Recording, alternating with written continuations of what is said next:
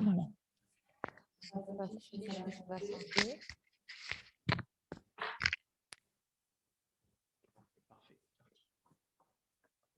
Vous êtes prêts? J'admets les gens.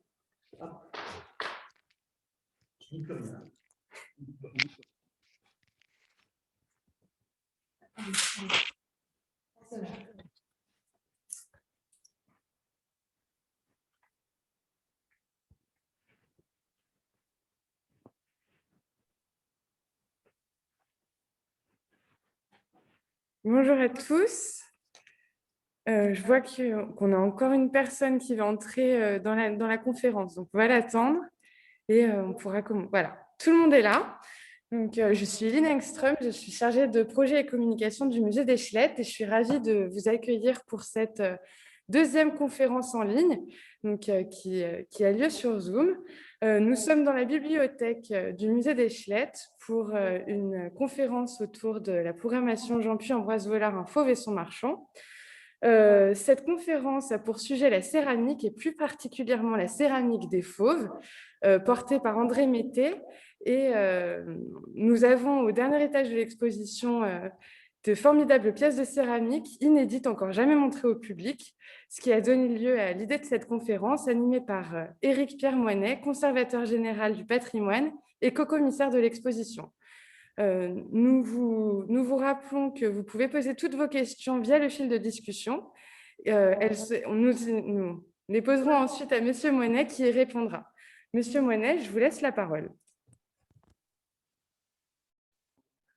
André Métet est un grand artiste du début du XXe siècle dont le nom a presque sombré dans l'oubli. Du fait de sa mort très jeune, en 1920, on a complètement oublié son œuvre qui est d'une extrême importance pour l'art du XXe siècle. André Métet, dont vous avez le portrait là par Plumet, un portrait réalisé en 1909, est un autodidacte. C'est quelqu'un qui est originaire de Laigne, près de Dijon, qui a probablement suivi un enseignement à l'école des Beaux-Arts de Dijon, où il est plutôt initié à la sculpture, semble-t-il, à la taille de la pierre, et il va progressivement s'intéresser à la céramique. Il rencontre probablement des jeunes apprentis de Longchamp, la manufacture de faïence fine qui se trouve près de Dijon, qui vont lui donner le goût de cela. Et en 1892, lorsqu'il va au service militaire à Auxerre, l'histoire familiale rapporte qu'il gagne dans une loterie l'ouvrage de Théodore Duck sur la céramique et la faïence. C'est un ouvrage très important qui a été publié en 1887. Et là, cet ouvrage et celui de Garnier, qu'il obtient un peu plus tard, va lui donner le goût de la céramique. Il va, à partir de 1892, progressivement apprendre à réaliser autour des pièces et dès 1902, il dispose d'un premier four de potier qu'il installe près de la Seine à Suresnes et c'est là qu'il va, à partir de 1906, accueillir un grand nombre d'artistes. La rencontre décisive dans la vie de cet homme va être celle du grand marchand Ambroise Vollard. Ambroise Vollard, c'est une grande figure du commerce parisien, c'est un grand marchand d'art, il est originaire de l'île de la Réunion, il a commencé modestement en vendant quelques tableaux, un peu secondaires, et puis très rapidement, il a pu se mettre en relation avec la veuve d'Édouard Manet et devenir progressivement l'un des plus grands marchands de Paris. Il va successivement s'intéresser à Manet, mais également à Cézanne. C'est le premier marchand qui va véritablement proposer l'œuvre de Cézanne par des expositions. Il va le défendre parmi les tout premiers. Il va aussi s'intéresser à d'autres artistes de l'avant-garde comme Van Gogh, comme Gauguin, sera aussi le marchand du jeune Picasso à Paris pendant quelques années, et il va aussi s'intéresser beaucoup au Nabis et va défendre des artistes comme Carizave-Roussel, Bonnard. C'est un grand marchand, une grande figure du marché de l'art, c'est un homme très intelligent, c'est un homme aussi âpre au gain, qui s'est intéressé à partir de 1905 aux jeunes artistes de l'avant-garde. Et là, vous avez le portrait justement d'Ambroise Vollard par Jean Puy. C'est un portrait peint dans les années 1905, 1906, 1907, on sait pas très bien, et portrait qui se trouve maintenant dans une collection privée aux États-Unis et que nous n'avons pas pu trouver malheureusement pour l'exposition organisée au musée de Roanne. L'autre protagoniste de cette aventure, et qui nous ramène bien sûr à l'exposition Jean Puy, c'est Jean Puy. Pourquoi Jean Puy Vollard? Tout simplement parce que Jean Puy, à partir de 1905, de la fin de l'année 1905, est défendu par Ambroise Vollard. Il achète, d'ailleurs, Ambroise Vollard lui achète l'ensemble de son atelier. C'est une pratique qui est générale chez lui. Lorsqu'il rencontre un jeune artiste, il a toujours tendance à acquérir un grand nombre d'œuvres. Il fera la même chose d'ailleurs en 1908 avec Métais, où il va acquérir plus de 800 pièces de Métais qui resteront dans ses mains jusqu'à sa mort en 1939. Donc là, vous avez le bel autoportrait de Jean Puy, qui est une œuvre capitale de l'artiste, où il est présenté justement tel qu'il est en 1905 lorsqu'il rencontre le grand marchand Ambroise Vollard. Nous sommes assez bien renseignés en fait sur les liens d'Ambroise Vollard avec Jean Puy. C'est peut-être l'artiste pour lequel nous avons le plus de documentation, parce qu'heureusement, Jean Puy avait un carnet de liens dans lequel il notait toutes ses ventes à Ambroise Vollard. Et bien sûr, c'est à partir de ce carnet des liens que nous avons pu retrouver d'une manière assez documentée l'ensemble des céramiques réalisées par Jean Puy chez Métais et qui ont été commercialisées par Ambroise Vollard.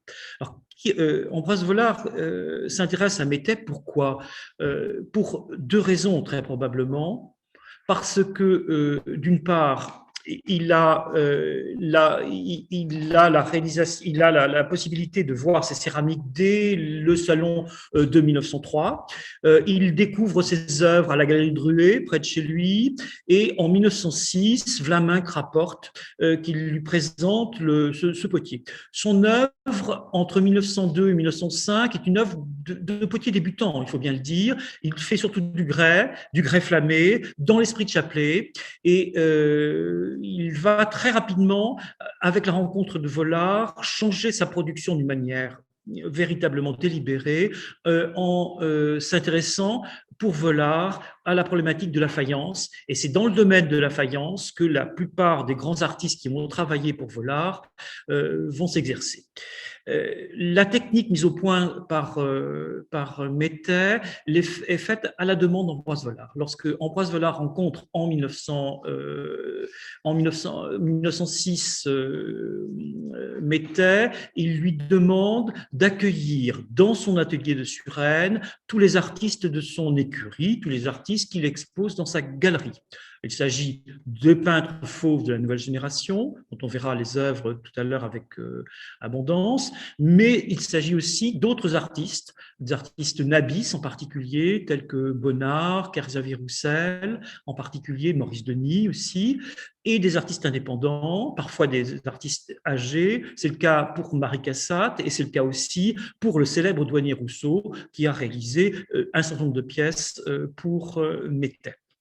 On a résumé d'une manière assez indirecte l'œuvre réalisée par ces artistes dans l'atelier de Suresnes comme étant essentiellement des œuvres fauves. La réalité est tout autre. Il y a effectivement des artistes fauves qui travaillent avec Métais pour réaliser des céramiques à la demande de Vollard, mais il y a bien d'autres artistes, artistes nabistes ou des artistes indépendants, qui ont travaillé avec Métais à la demande de Vollard. Il y a même quelques sculpteurs, dont Mayol, plus connu pour ses sculptures que pour ses peintures ou ses céramiques, qui a réalisé cependant de très beaux décors avec André Métais.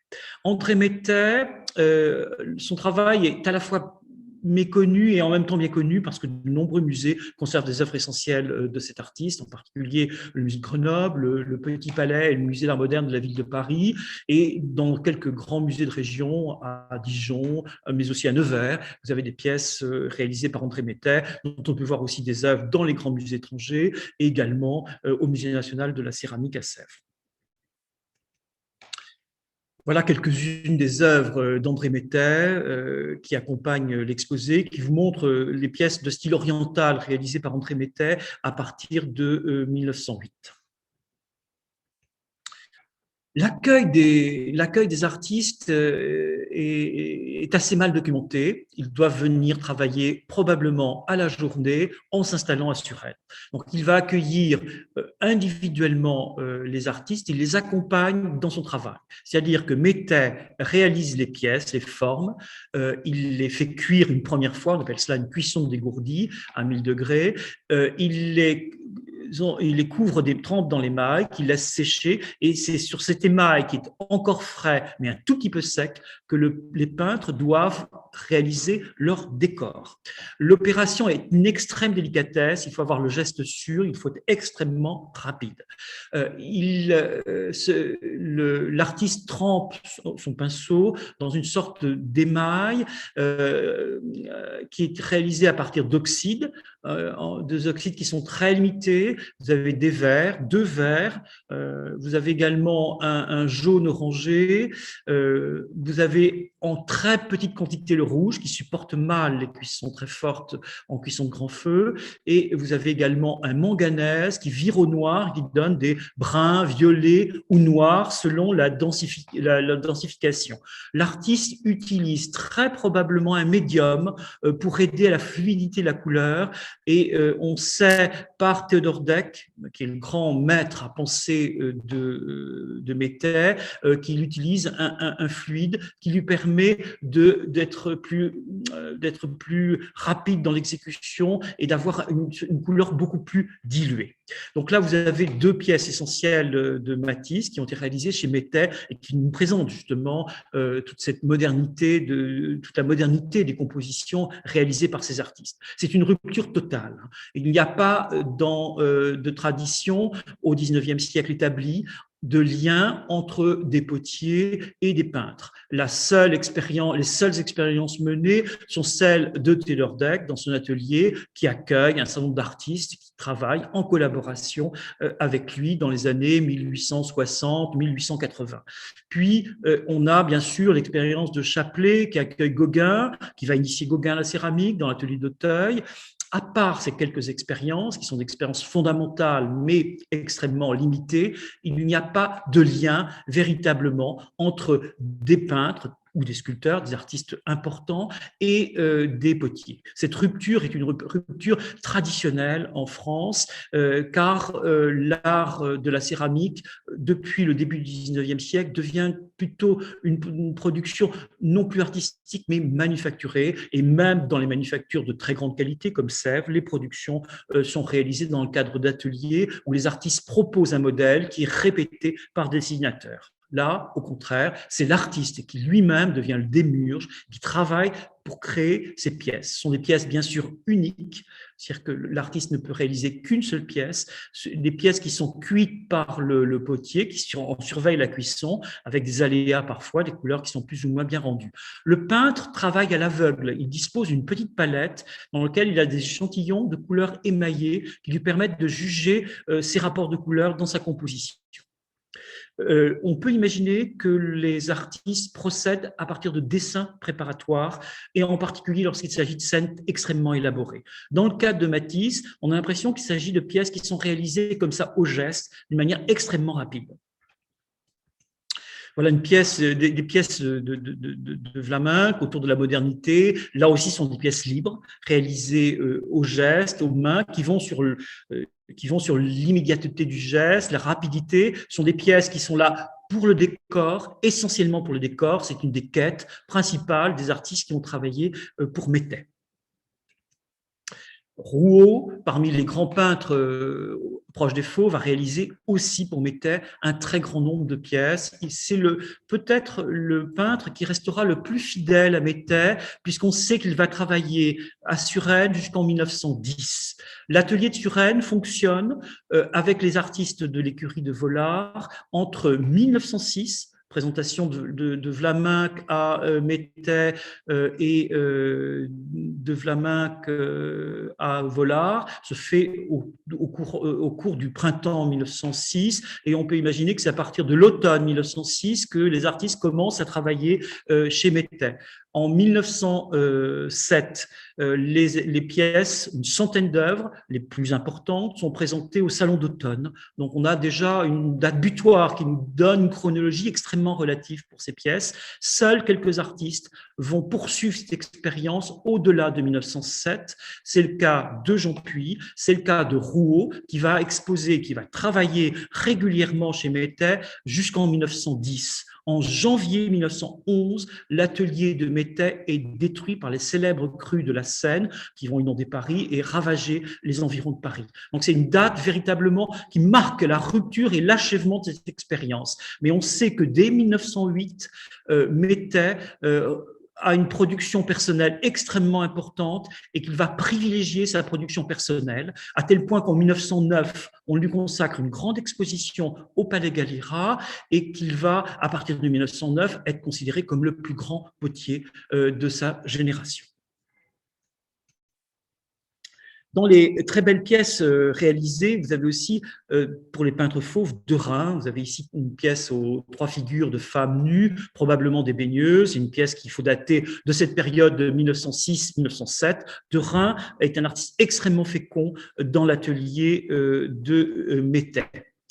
Et puis, vous avez des artistes qui sont des artistes proches des fauves, qui ont une expérience fauve, en tout cas au tout début, qui vont s'en éloigner par la suite. C'est le cas de Friese, avec ici ces très belles figures au bleu de cobalt sur fond blanc. On voit toute la richesse de la faïence qui permet justement ces jeux de contraste extrêmement simplifiés. Le blanc de l'émail, d'un émail extrêmement pur, riche en étain, qui donne ce blanc extrêmement fort, très laiteux, sur lequel se détachent bien sûr ces figures dessinées au bleu de cobalt. On peut imaginer là que pour le grand vase qui représente ces baigneuses sortant du bain, on voit très bien l'influence de Cézanne sur cette scène, qu'il y a un dessin préparatoire qui sous-tend cette composition, alors que dans les assiettes, il y a beaucoup plus de liberté et de spontanéité. On peut imaginer qu'il travaille directement sans dessin préparatoire. Il y a aussi parmi ces artistes de la nouvelle génération Walta, qui a réalisé de très belles pièces pour Métais. Et vous avez là une de ses plus belles compositions, toujours le thème de la baigneuse, une femme au tub ou une femme au bain, accroupie, qui s'essuie le dos, avec un très bel émail blanc sur lequel se détache la figure au trait, avec le blanc qui sert par transparence à la couleur du corps, avec une construction extrêmement moderne, par traits, en cerne, qui contourne la figure, qui va à l'essentiel et simplement quelques taches de manganèse qui donnent ce noir extrêmement soutenu, en l'occurrence là, qui donnent le volume du corps et qui permettent de lire avec beaucoup plus de facilité la figure de la femme. Et puis Jean Puy, qui a réalisé parmi ses très belles pièces les Faunesses. Jean Puy est un artiste qui est assimilé aux grands peintres fauves de la première génération. Il est bien sûr remarqué dès 1905 avec le scandale dit de la cage aux fauves, où on a Vaucel, le critique d'art, et d'autres encore vont un peu se moquer de ces jeunes artistes qui recherchent des formes très modernes, qui recherchent la couleur, et dans cette salle où on présente des sculpteurs d'un sculpteur qui s'appelle Marc, qui est d'ailleurs un ami de Métais, on va comparer cette sculpture très marquée par l'esprit de la Renaissance en la comparant aux peintures très violentes et modernes, fauves, des artistes comme Matisse, Van Dongen et d'autres qui exposent dans cette salle. Jean Puy expose dans une salle à côté, mais dans l'illustration de novembre 1905, on présente communément les œuvres révolutionnaires des grands peintres comme Matisse avec celles du jeune Jean Puy. Jean Puy va travailler à la demande de Vollard chez Métais, va naître une amitié entre les deux hommes qui durera jusqu'en 1910 très probablement. Et ici, vous avez une des plus célèbres compositions de Jean Puy pour Métais, le vase aux Faunesses, qui est un vase d'une forme extrêmement moderne, très épurée, avec une forme qui dialogue avec la céramique traditionnelle en modernisant la forme, une forme haute de vase en C. Cela nous rappelle bien évidemment que le mouvement, l'expérience de Métais procède de l'expérience Art and Craft, cette expérience anglaise qui apparaît dans la seconde moitié du XIXe siècle autour de William Morris et de Ruskin, et qui privilégie le retour aux arts appliqués, le retour à la tradition en forme traditionnelle, en les épurant, en les modernisant. La céramique céramique Art Nouveau, telle qu'elle était la mode dans les années 1900, prône le contraire. C'est une céramique extrêmement élaborée, qui laisse une grande place aux décors végétaux et à la femme dans un esprit très naturaliste. Et ce n'est pas du tout l'esprit d'André Mettet, qui préconise des formes extrêmement simplifiées, marquées par l'esprit Art and Craft, qu'on a découvert lors de la grande exposition universelle de 1900 à Paris, et qui va imprégner beaucoup de jeunes créateurs de cette période. On peut penser aussi, bien sûr, en Angleterre, au mouvement qui se déroule dans la même période, dit de Bloomsbury, avec Belle, la sœur de Virginia Woolf, qui va réaliser toute une série de décors pour la céramique, pour le bois, qui sont très proches des décors préconisés par André Mettet et réalisés par ces jeunes artistes fauves. Et justement, le vase au Faunès procède de cet esprit par sa modernité. C'est une histoire racontée.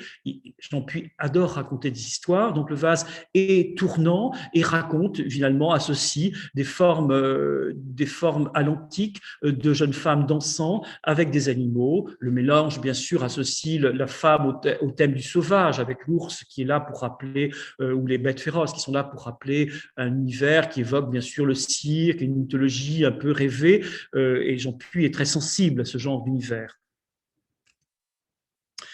Au-delà de Jean-Puy, vous avez aussi Maurice Denis, qui va beaucoup travailler pour l'artiste. C'est plutôt un artiste indépendant cette période-là, très marqué par l'expérience Nabis. Et une de ses plus belles réalisations est ce vase avec un corps de femme en mouvement, un vase très élaboré dont le dessin procède très probablement d'un dessin préparatoire qu'il va reproduire en l'adaptant à la forme très simplifiée de ce vase.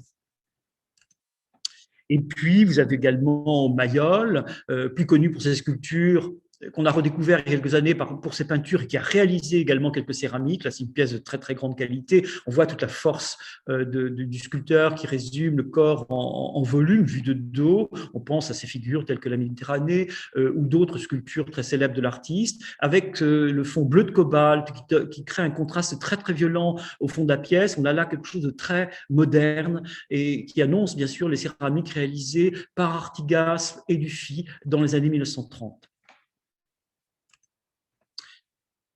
L'histoire racontée, c'est quelque chose qu'on va retrouver très souvent dans ces céramiques réalisées par les artistes fauves. Vous avez là des très belles plaques qui est réalisée par un assemblage de plaquettes dans un cadre en bois qui était réalisé par Mettet lui-même. Ce sont des carreaux qui sont peints par Jean-Puy et adaptés à une scène qu'il a élaborée par un dessin préparatoire malheureusement perdu, qui représente la scène d'Orphée charmant les bêtes.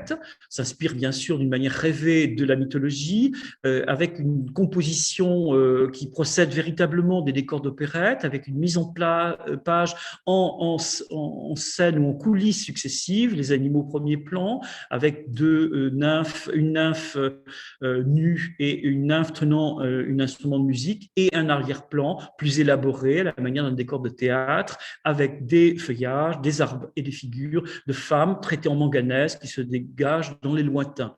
C'est une des compositions les plus élaborées de Jean-Puy, une des compositions très modernes dans sa facture, avec là aussi un dessin qui va à l'essentiel.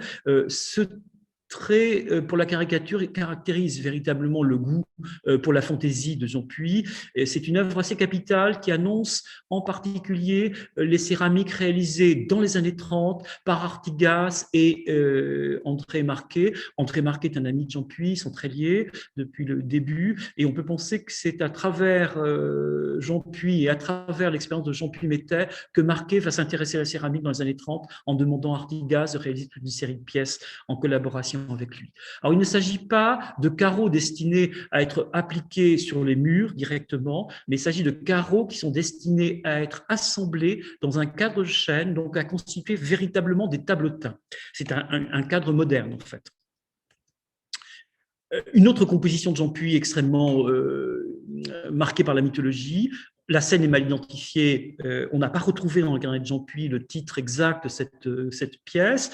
C'est trois hommes, trois figures nues, trois figures qui se détachent sur un fond traité en brun, avec une grande modernité d'écriture. Là, c'est une pièce qui procède d'un dessin extrêmement rapide, réalisé à partir probablement d'une petite esquisse. La grande liberté du peintre pose dans le décor de l'aile, avec ces décors de feuillage qui marquent les quatre coins, les quatre pièces, les quatre parties, en tout cas plus marquées de l'assiette, qui est polygonale. Donc, il y a véritablement des angles très marqués. Et vous avez les figures qui sont des taches en bleu de cobalt. Le bleu de cobalt a souvent été utilisé par Jean Puy dans ses compositions pour entrer Métais. Trois autres œuvres importantes de Jean Puy réalisées pour Métais: une pièce de fantaisie qui s'inspire des décors de marine, de tatouages ou de figures plus exotiques. Il s'agit d'une danse, dans la partie haute, d'une danse avec trois femmes en bleu, une forme extrêmement moderne, très sensuelle, légèrement érotique, caractérise bien, là encore, la fantaisie de l'artiste. Une autre pièce qui appartient probablement à un service autour de la mer. On connaît la fascination exercée par Jean Puy par la mer. Il avait un bateau, il a souvent navigué au large des côtes bretonnes des années 1890-1892 jusque pratiquement à sa mort. Et ces services autour de la mer l'ont inspiré. Vollard avait d'ailleurs un service à thé à décor d'hippocampe et de figures marines, et cette assiette est véritablement mettre en rapport avec le service à thé réalisé pour Vollard par Jean Puy, aujourd'hui en grande partie perdu, et ce décor aux crabes et aux étoiles de mer est tout à fait intéressant par la composition des décors de l'aile, avec vraiment un accent vers la recherche du décor qui va à l'essentiel, étoiles de mer, et ces toutes petites figures d'encrine qui sont là pour meubler en quelque part et proposer un décor courant tout autour de l'aile. La figure la plus aboutie, qui est un décor couvrant l'ensemble de l'assiette, cette très belle scène d'inspiration mythologique ou biblique.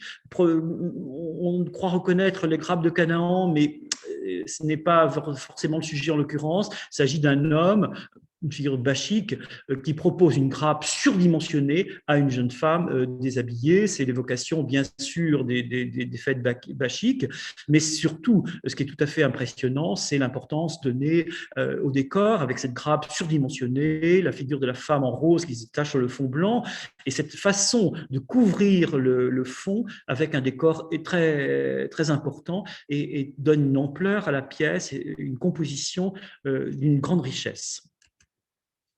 Il y a bien sûr aussi dans ces réalisations un artiste de tout premier plan qui va réaliser des pièces très modernes avec un décor couvrant, c'est Vlaminck.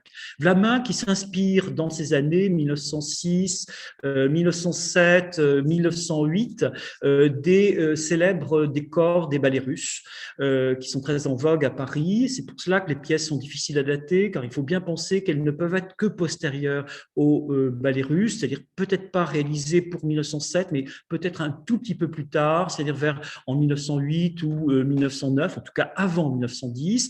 Ici, il s'agit d'un décor extrêmement couvrant qui s'inspire de scènes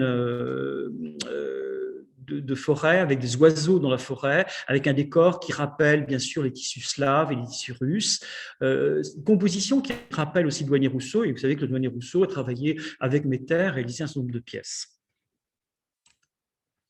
Voilà deux pièces du célèbre service à thé réalisé par Jean Puy pour Vollard autour du thème de la mer. C'est un petit pichet dont on voit deux faces là qui appartient aux collections du musée d'Eschlecq, qui a été retrouvé il y a quelques années. Les autres pièces de ce service, un tête-à-tête, ont complètement disparu. Une autre pièce importante, un autre artiste de ce mouvement-là, c'est une pièce qui nous présente de Friès, qui représente une jeune femme assise dans un paysage exotique avec un grand palmier à l'arrière-plan, une figure féminine en rose. On voit que cette pièce est très marquée par l'esprit de Matisse, avec une complicité qui apparaît entre Matisse et ces artistes au tout début de leur carrière qui est certaine, des rencontres possibles aussi dans l'atelier de Métais entre Friese, Zampuis et Matisse au moment où ils travaillent dans l'atelier de Suresnes.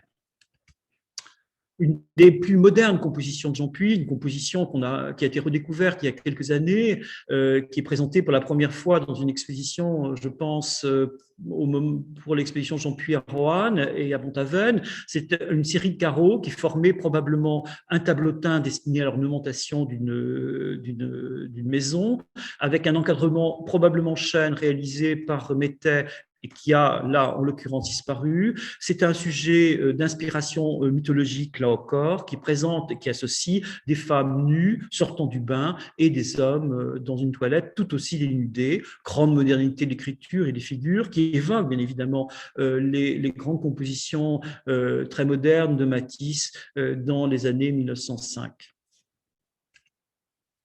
Un tableautin également réalisé par Jean Puy, c'est une figure de 4 carreaux associés. Ces carreaux, ils les appellent tablettes et dans l'inventaire de Métais, on trouve la mention tablette et non pas carreaux.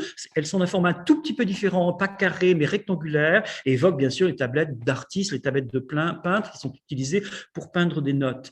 Il s'agit d'une scène figurant la danse. C'est une série de carreaux composant frise qui est insérée dans un cadre de chêne qui a été restitué récemment, cadre de chêne qui avait été réalisé par Métais, autour du thème de la danse. C'est un thème récurrent dans l'œuvre des artistes qui ont travaillé pour Métais. C'est un thème rendu très à la mode et Jean Puy est très sensible justement à ce thème de la danse dans les céramiques qu'il réalise chez Métais. Le thème de la danse qu'on retrouve également dans ce très beau vase de Rhin, qui est une œuvre absolument essentielle parmi toutes les productions réalisées chez Métais par l'artiste, une grande figure monumentalisée qui se détache sur le fond blanc avec un décor extrêmement schématisé pour peupler le fond. Le corps est marqué par un cerne extrêmement prononcé qui permet d'aller à l'essentiel de la forme de la figure. Grande modernité dans l'écriture des couleurs, grande modernité dans l'esprit et la recherche de la ligne, une pièce extrêmement réussie parce que le corps de la femme s'adapte parfaitement à la forme du vase. Il y a une sorte d'adéquation tout à fait particulière dans cette écriture-là, dessin préparatoire très probablement, mais une sorte de modernité qui va à l'essentiel. On voit bien que l'artiste a compris ce qu'est une forme et comment l'utiliser au mieux.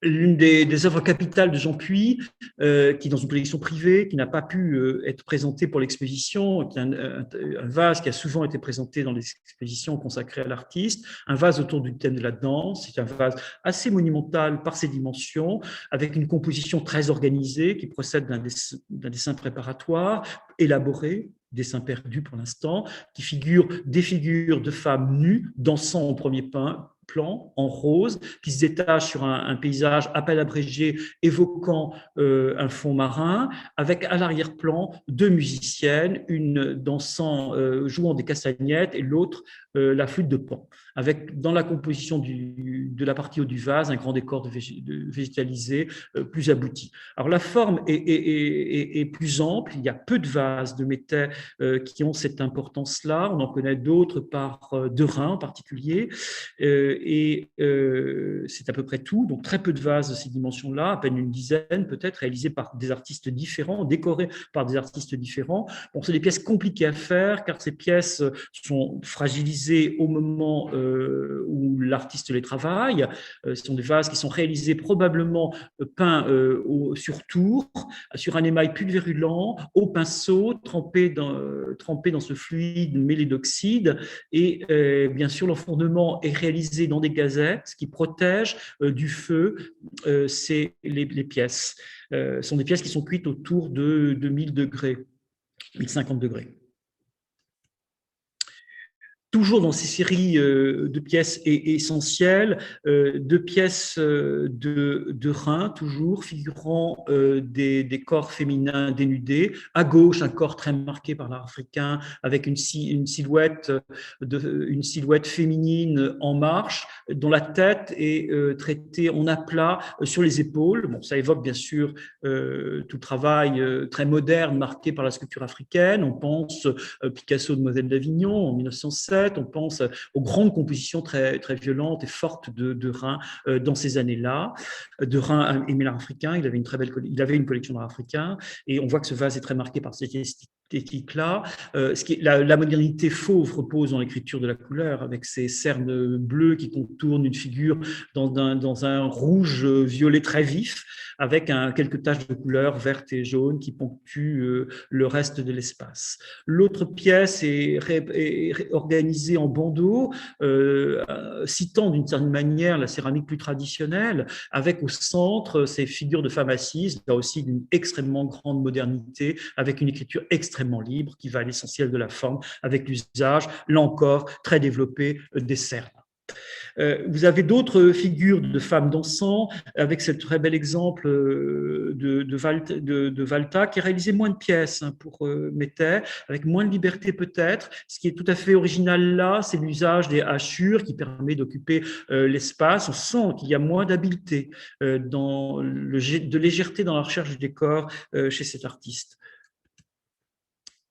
Et puis, bien sûr, il y a les danses de Matisse, avec là une figure absolument essentielle, une œuvre majeure de Matisse et une œuvre majeure de la collaboration. On mettait Matisse avec cette figure de danseuse en bleu, avec simplement l'usage de la cerne sur un fond blanc à peine nuagé d'un gris vert, et une chevelure qui est simplement annoncée par une flaque jaune, une grande modernité, un dessin qui va à l'essentiel, un trait extrêmement juste. Il y a beaucoup de spontanéité. On peut imaginer que là, Matisse travaille directement sur l'émail cru et sans dessin préparatoire. À partir de 1908, comme je vous le disais, Métais va réaliser lui-même ses productions, très marquées par l'esprit oriental. Et là, vous avez justement une pièce dans un goût oriental, marquée par la céramique de l'islam, marquée par la céramique iranienne, qu'on peut dater des années 1908, du début donc, de la production indépendante d'André Métais. Tout cela pour revenir à des pièces plus libres dans le décor. Et vous avez là une pièce qui va à l'essentiel du décor, justement, une pièce de Rhin qui rappelle beaucoup Vlaminck dans son exécution, et cependant qui est véritablement de Rhin, avec une composition en registres superposés qui va dans la recherche de l'ornemental. C'est une des grandes problématiques de l'art décoratif au début du XXe siècle, se libérer de l'emprise de l'art nouveau qui est très marqué par l'exposition universelle de 1900, pour aller à l'essentiel, pour aller vers des figures d'une plus grande liberté, et cette liberté justement qui est reconquise par les artistes fauves au sein de l'atelier de Métais. Le grand service à café, un service de tête-à-tête par Vlaminck, une composition absolument magistrale avec des corps extrêmement couvrants, réalisé par Vlaminck chez Métais. On n'est pas certain de la datation, une datation en tout cas entre 1906 et 1910.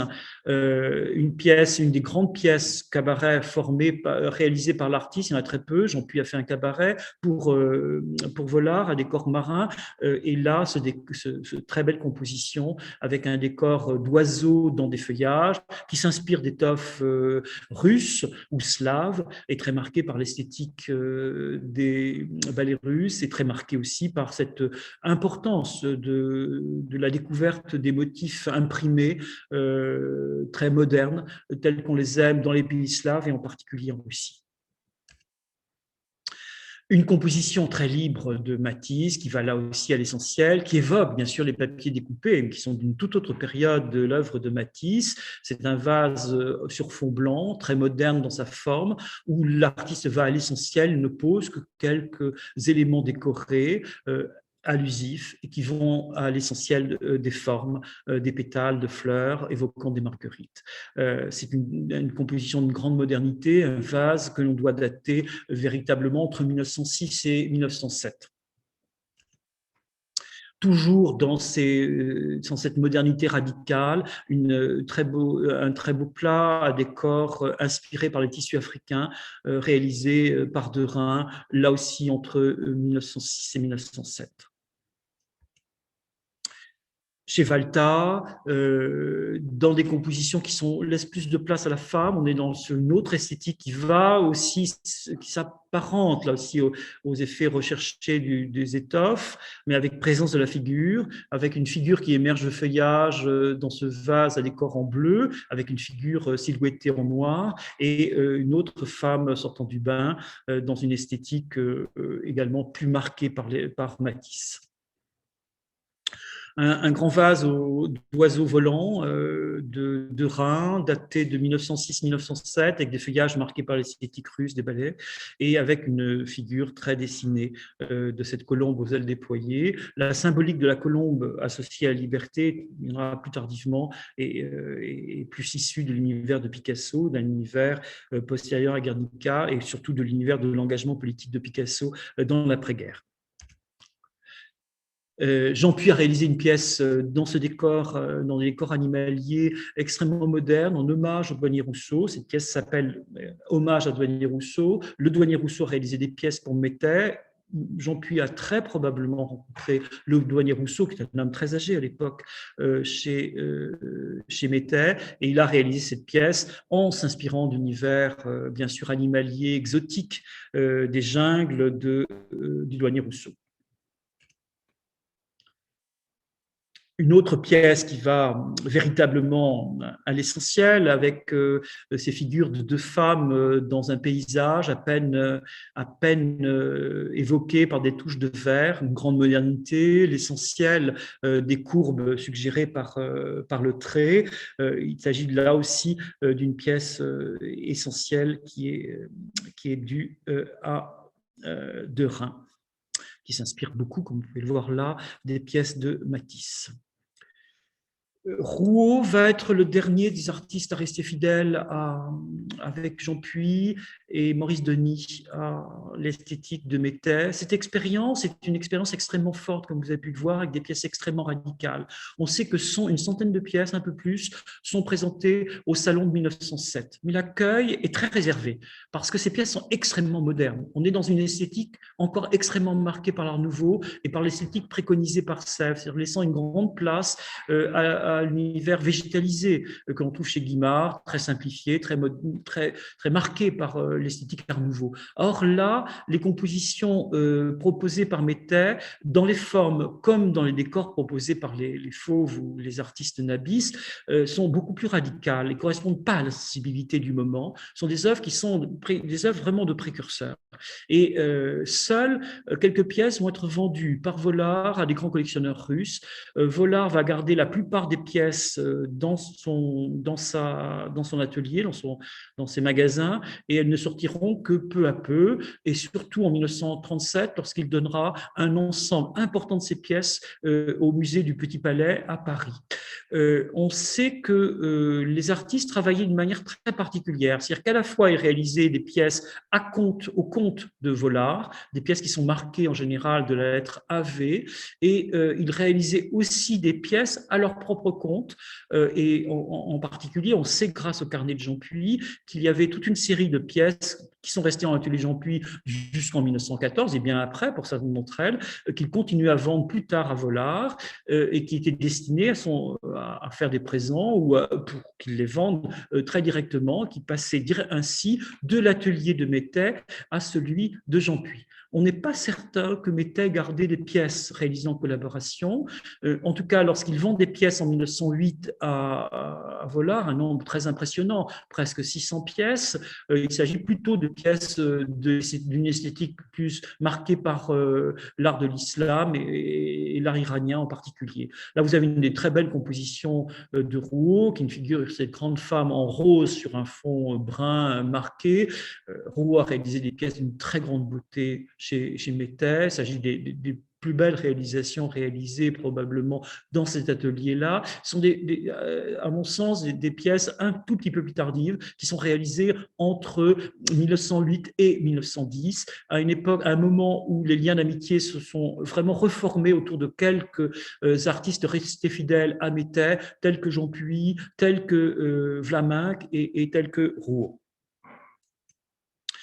Et cela nous introduit bien sûr cet acte capital dans la création, cet apport tout à fait moderne d'oser à l'époque faire travailler des peintres avec un potier, nous ouvre vers des horizons très modernes.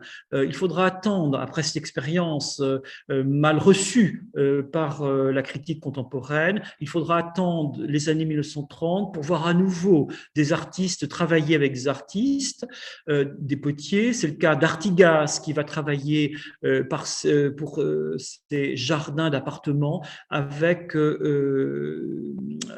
Dufy. Ce sont parmi les plus belles pièces des années 1930 qui sont réalisées en quelques années. Il y en a une petite quarantaine de répertoriés à l'heure actuelle, réalisées par Dufy en collaboration avec le portier Artigas, qui renouvelle avec cette tradition de lien potier peintre. Marquet va aussi travailler avec Artigas. Il faudra attendre plus tard, il faudra attendre les années 60 pour voir une nouvelle collaboration apparaître, et c'est en l'occurrence la Manufacture de Sèvres, à la demande d'André Malraux, qui va accueillir au sein de ses ateliers les grands artistes du temps pour réaliser des décors de manière autonome, réalisés en pièces limitées, qui sont réalisés pour être proposés à la vente.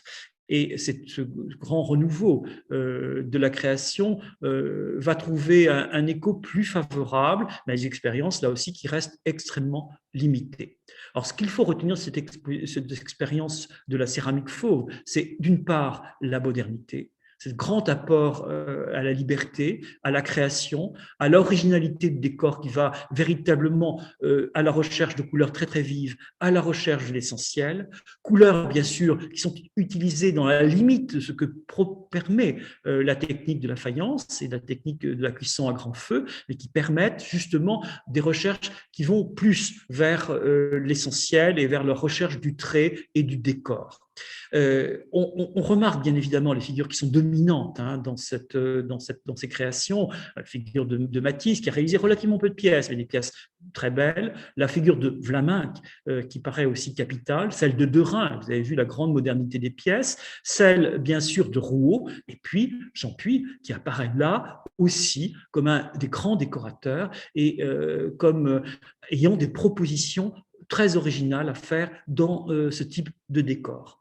L'expérience de Métais est une expérience sans lendemain. En 1908, il passe à autre chose. Il va accueillir par passage intermittent, comme je le disais tout à l'heure, des artistes comme Jean Puy, comme Vlaminck et comme Rouault, mais ce sont des expériences très limitées. Il va essentiellement réaliser des pièces à la manière orientale, et c'est à partir de cette expérience en 1909, lors de la grande exposition organisée en rétrospective au Palais Galliera, que l'œuvre de Métais va apparaître comme capitale.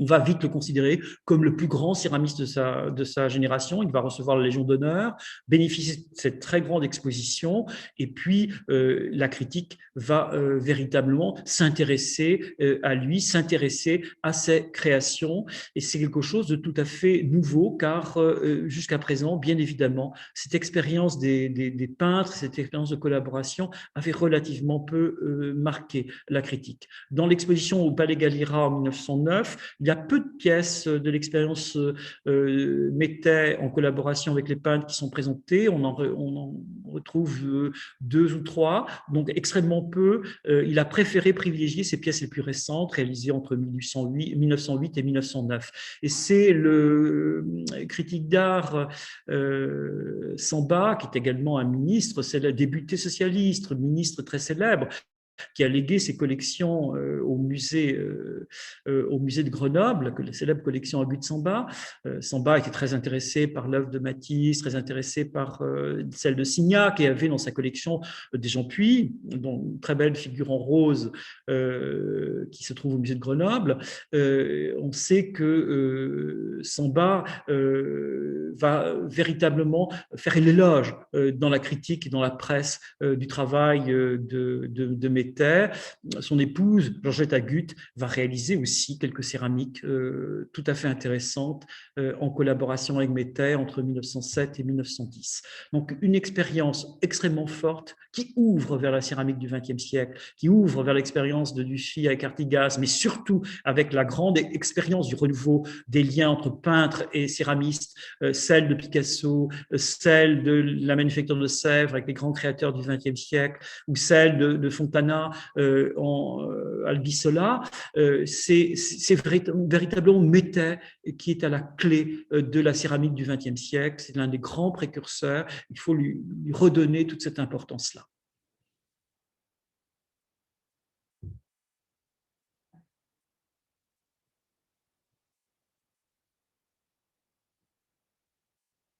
Si vous avez quelques questions à poser, je ne vais pas y répondre.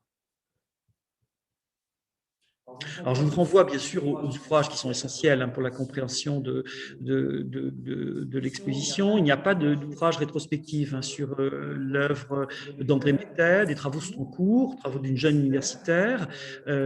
C'est un travail qui véritablement sera important, mais il y a eu 3 expositions qui ont été consacrées à la céramique de peintre. La dernière a été organisée par le Musée d'art moderne de Troyes, une exposition importante qui ouvrait tout le XXe siècle. Vous aviez précédemment 2 expositions, l'une au Musée Matisse à Nice, consacrée à la céramique de Fauve, et l'autre qui avait été consacrée à la céramique des peintres au Musée de Marseille. 3 expositions capitales pour la compréhension de ce qu'est la céramique des peintres au XXe siècle, et l'écriture d'un ouvrage entier consacré à cet aspect-là. Donc, je reprends la parole pour vous permettre de poser vos questions. On a une question de Madame Lacotte qui vous demande s'il est possible d'en savoir un peu plus sur la collaboration entre André Métais et le douanier Rousseau. Alors, on a très peu d'éléments.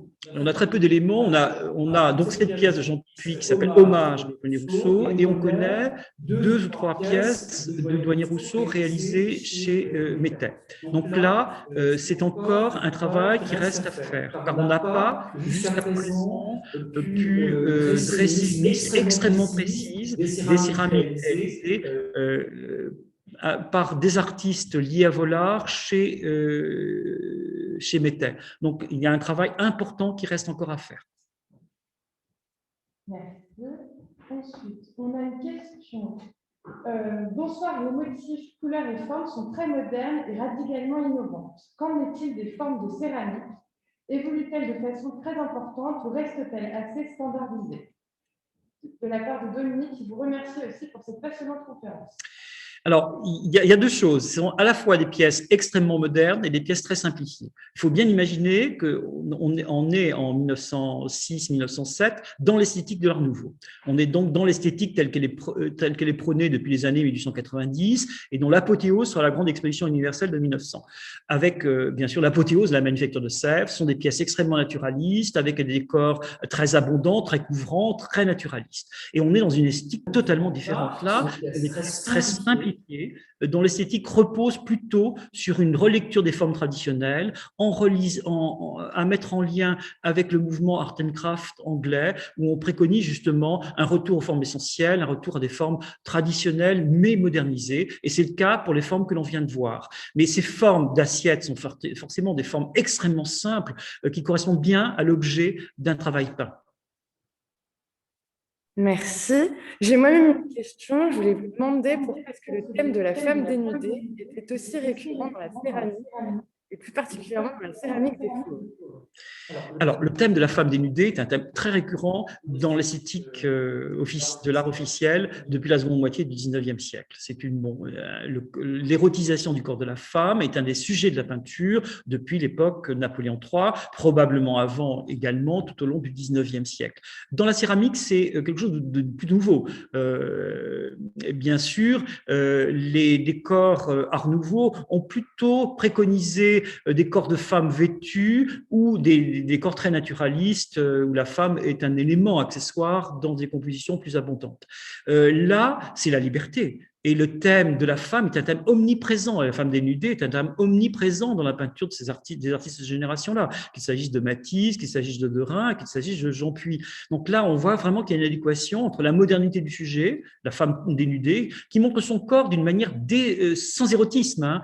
C'est le corps qui est montré dans sa réalité, dans la modernité de sa simplicité, alors que le corps de la femme tel qu'il était dans l'esthétique académique est un corps plus réaliste et plus magnifié. Là, on va au contraire vers quelque chose qui va à l'essentiel des formes, avec une recherche comme ça du décor à travers, bien sûr, cette idée du corps dénudé.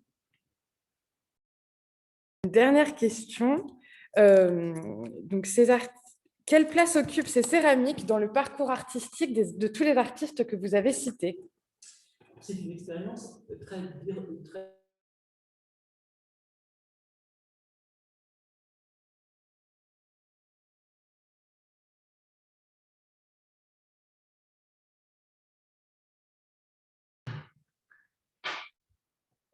C'est bon.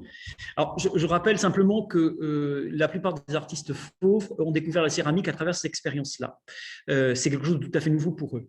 Et bien évidemment, c'est une expérience qui repose sur les liens d'Ambroise Vollard avec ses peintres et sur les liens que ces peintres vont entretenir avec Métais. Donc, c'est une relation croisée qui est tout à fait nouvelle dans l'histoire de l'art et des arts décoratifs au début du XXe siècle. Donc, ils n'auront pas par la suite la possibilité de réitérer ce genre d'expérience. Tout d'abord, il faut bien dire que Métais va faire autre chose à partir de 1908 pour gagner sa vie, tout simplement, mais aussi que l'atelier de Métais va être ravagé par les inondations de la Seine en 1911 et qu'il ne reprendra son travail qu'après la Première Guerre mondiale parce qu'il est souffrant, qu'il va rapidement mourir en 1920.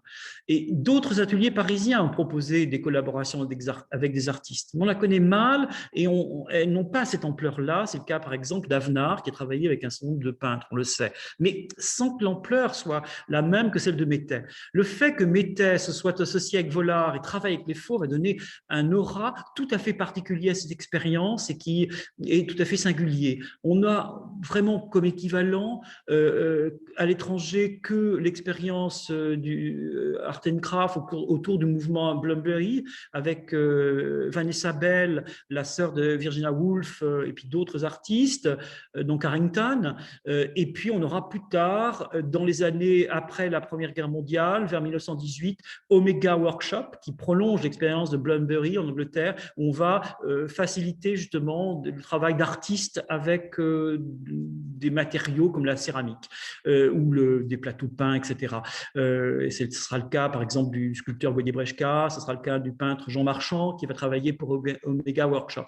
On sent que ce n'est pas du tout dans l'univers des préoccupations françaises. Alors plus tard, à la fin des années 30, on a bien sûr l'expérience d'Albert Glaise avec Molly Sabata et avec Anne Dangar. Mais c'est quelque chose de vraiment, à chaque fois, qui repose sur des expériences individuelles, qui sont limitées dans le temps, et c'est quelque chose de vraiment une expérience très particulière. Il faudrait vraiment l'interroger d'une manière particulière, je pense, par un travail universitaire particulier pour voir comment tout cela s'est organisé, mais c'est quelque chose d'un peu miraculeux, il faut bien le dire, et de très expérimental. Merci. J'ai une question de Bruno Itier qui vous pose la question. La littérature relate un faible succès critique et commercial de la première exposition au Salon d'automne en 1908. Je crois que ce serait une des raisons de l'arrêt de la collaboration entre Matisse, Derain, etc. avec Métais. Pour autant, ces pièces se retrouvent aujourd'hui dans les plus grands musées comme le MoMA à New York pour les pièces de Matisse. Sait-on à partir de quand les musées achètent ces œuvres? Alors, effectivement, l'exposition au Salon d'automne des pièces réalisées en 1907-1908 sont soldées par un échec de la critique. Vaucel note cependant la force du décor et de la couleur dans ces pièces-là. Vaucel est un grand critique d'art, mais ça ne va pas au-delà de ça. Ces pièces passent complètement inaperçues parce qu'elles ne sont pas du tout dans l'esthétique du temps. Et il faut attendre véritablement, à l'exception de quelques pièces qui sont achetées à volard par les grands collectionneurs russes, qui expliquent la présence de pièces importantes de ces artistes dans les grandes collections publiques telles que l'Ermitage en Russie. Il y a relativement peu de pièces qui vont rentrer dans les collections publiques. Il faut attendre 1937 et le don qui est fait de pièces d'Ambroise Vollard, de vases et de pièces réalisées en collaboration avec les peintres fauves au Petit Palais pour voir véritablement un ensemble assez cohérent de pièces rentrées et témoigner de cette production-là. Il y a bien sûr la collection But Samba qui d'emblée va faire entrer une très belle série de pièces de ces créateurs-là au musée de Grenoble à la mort de Georgette Agut, je crois que c'est en 1929, je ne suis pas certain, mais c'est dans le courant des années 30. Les pièces vont rentrer au gré des ventes d'Ambroise Vollard, des ventes qui sont souvent des ventes plus tardives. Les Russes ne vont plus acheter avec la Révolution, il y a une rupture du marché, une fermeture du marché russe. Les pièces vont partir, on peut imaginer, dans les musées américains plus tardivement, probablement par le biais d'Ambroise Vollard à partir des années 30 et dans l'après-guerre. Mais cette expérience-là est reconnue relativement tardivement. Pour tout dire, même à Sèvres, il y a une seule pièce de Valta Métais qu'on a retrouvée d'ailleurs très récemment, que j'ai retrouvée lorsque j'étais conservateur là-bas et que j'ai dirigé le musée. Et on n'a pas du tout pris en considération ces pièces qui ont été très peu présentées au public. Donc, les pièces sont entrées en collection en privé très rapidement, collection de But Samba, sont restées chez Vollard qui ne les montrait pas. Donc, on ne les a pas vues après l'exposition Salon d'automne. Donc, on ne pouvait pas les acheter parce qu'on ne les voyait pas. Et Vollard avait d'énormes réserves et ne montrait véritablement peu les pièces dont il disposait. Alors, on peut imaginer qu'il a vendu cependant quelques pièces plus tardivement, mais il n'a pas tenté lui-même de les montrer par la suite. Est-ce qu'il était déçu vraiment par cette expérience? Je ne sais pas. Probablement. Dans ses mémoires, il en parle, mais d'une manière assez rapide. Donc là, il y a véritablement une interrogation. L'expérience est trop radicale, en tout cas, pour avoir intéressé les collectionneurs et les musées au moment où ces réalisations sont faites.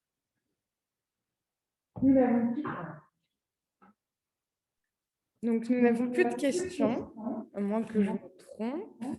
Mais je voudrais vous remercier, Monsieur Monet, pour cette conférence rondement menée. Je vous donne rendez-vous très bientôt, on l'espère, pour une ouverture du musée. Sinon, la programmation culturelle de l'exposition est maintenue en ligne, en autour. Je vous dis à bientôt et je vous souhaite une très bonne soirée. Au revoir.